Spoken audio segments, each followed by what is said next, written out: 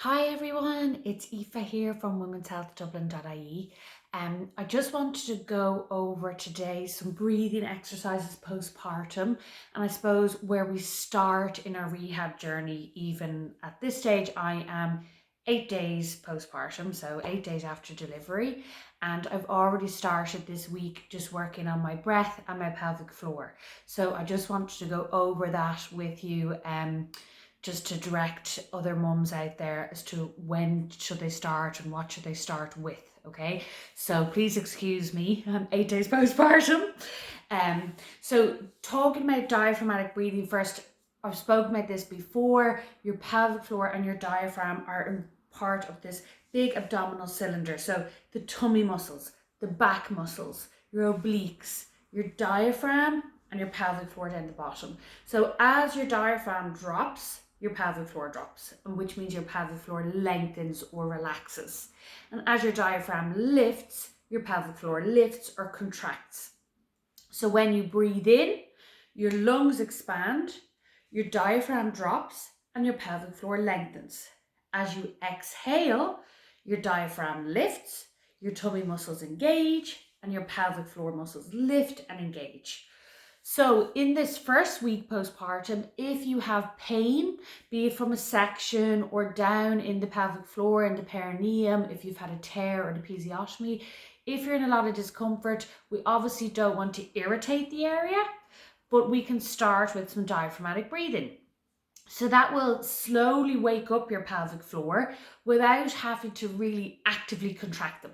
So some people like to call it intentional breathing. It's just breathing, imagining the diaphragm moving and imagining the pelvic floor moving. Today I'm on a ball to show you because lying down, you just don't see the effect so much, but you can do this lying or sitting. Lying is probably better, or sitting on one of your birth ball that you'll have from your pregnancy.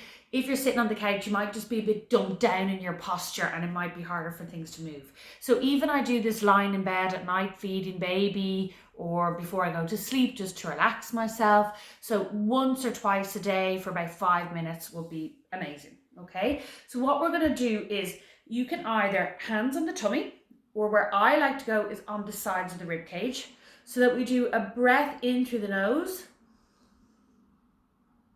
and the diaphragm opens and expands and pushes down, and then exhale.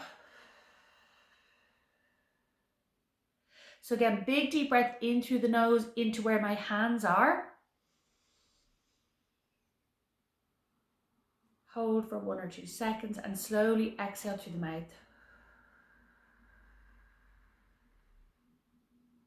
So some women find this really, really hard. So even if you just focus initially on the diaphragm moving, and then if you can start to think about, do I feel anything in the pelvic floor? It might feel numb down there, it might feel sore. You might not feel anything happening down there at the beginning, but maybe after a few days or a couple of weeks, you'll start to feel a lifting and lowering. The good thing about the ball too is sometimes you can really use the ball to feel the pelvic floor dropping down into the ball and the pelvic floor lifting away from the ball. So let's do one more. Hands on the ribs again.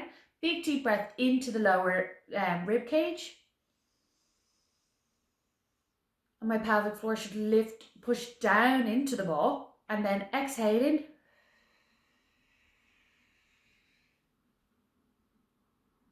And the pelvic floor lifts off the ball.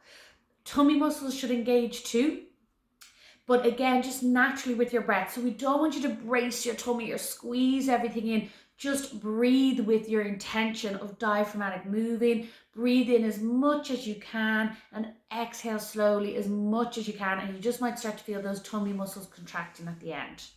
This is really good for back pain, diastasis. If, when you're pregnant, your diaphragm pushed right up the top. So we just want to get it moving again to help it drop down where it should do. Your pelvic floor, having loads of weight down on them too. So for the first time with no baby in there, your diaphragm and pelvic floor are just starting to move together. So again, we're thinking of this for core, for incontinence, for constipation, for back pain, for those of you who are eager to get back to exercise in a few weeks. This is where we should be starting. Breath work to help tummy, pelvic floor, diaphragm. Twice a day for 5 or 10 minutes will be excellent. Then If you feel like you can start some back passage squeezing, so those first few days might feel really numb down there. You might say, God, I squeezed, but I couldn't feel anything. As long as you have no pain, you might just start to do a few little squeezes in the back passage. I can do that now without pain at all. Definitely after 8 days, this numbness has really reduced, I'd say about 80%. So I'm starting to feel everything come back. So just starting to do a few little, oh, I can squeeze my back passage. Oh, my pelvic floor exists, without doing any holds or breath or contraction, just waking things up. So that is perfect for week 1. And I hope that's helpful for you. And don't push yourself beyond that. Maybe a little bit of walking if you can. I've been out for 2 walks, one really short, I could hardly walk, one yesterday where I did about an hour and a half and I was flying it. So just do what you can do. If you don't want to go out for a walk, don't go out for a walk. That you can be resting and recuperating and just doing your little bit of breath work to try and wake everything up. I hope you found that helpful. I'm Aoife from Women's Health Dublin.ie.